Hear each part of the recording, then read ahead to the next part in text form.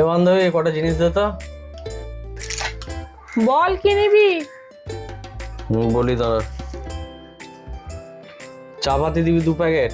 আচ্ছা, আর তোর দিবি, বিস্কুট দিবি 1 প্যাকেট, চানাচুর দিবি 1 প্যাকেট, 1 প্যাকেট নুন দিবি, আর হচ্ছে গিয়ে তোর এটা কি বললো, হ্যাঁ নির্মা 1 কেজি সানলাইট সার্ফটা 1 কেজি দিয়ে দিবি। ব্যাস, আর কিছু না, এইগুলো দে।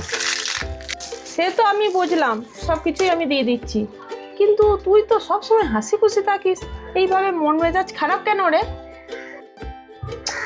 আরে আর বলিস না গো, আজকে মেয়ের বাড়ি থেকে আমাকে দেখতে আসছে, সেই জন্য আমার খুব একটা ভালো লাগে না, বিরক্তি লাগে জানিস।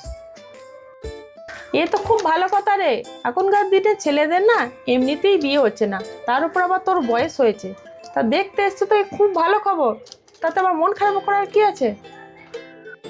আরে তুই যে কথাটা বললি সবকটা ঠিক কথাই বলেছিস।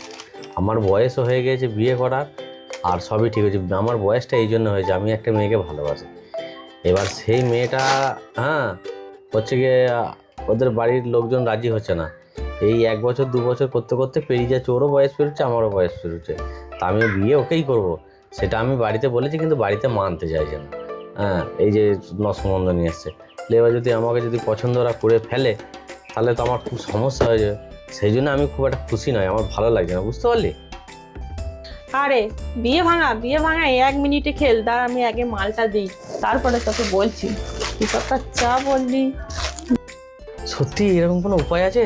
কি তুই আমাকে বল বল বল, আগে আগে বল, তারপর আমি ইয়ে করবো। তুই বল দেখি না, আমি একটু শান্তি পাই মনটা।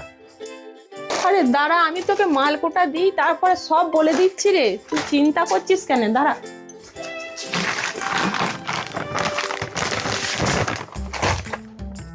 ঠিক আছে, তুই তাড়াতাড়ি মালটা দে, তারপর আমাকে বল কি ব্যাপারটা।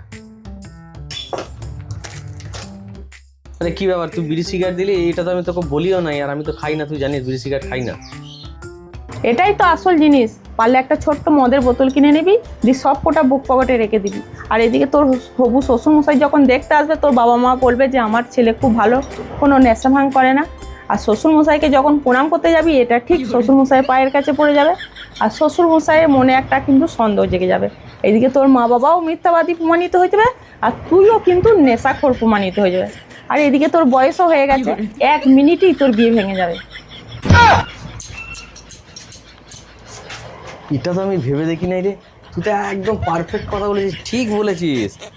দাঁড়া, আমার কাছে পয়সা আছে, এখন তোকে দেওয়ার সময় নেই, তুই যা বুদ্ধিটা দিয়েছিস না, আমি যাই একটা ছোটো মদের বোতল কিনে নিয়ে আসি, আর বিকালবেলায় আসবো, তুই হিসাব করে রেখে দিস, তোর এই মালের পয়সাও দিয়ে যাবো, আবার তোকে মিষ্টি খাওয়ার পয়সা দিয়ে যাবো। খুব ভালো বুদ্ধি দিয়েছিস, হ্যাঁ আসি আমি। যা যা যা যা, সাবধানে যা, মিষ্টিটা যেন বিকালে খাই দিস।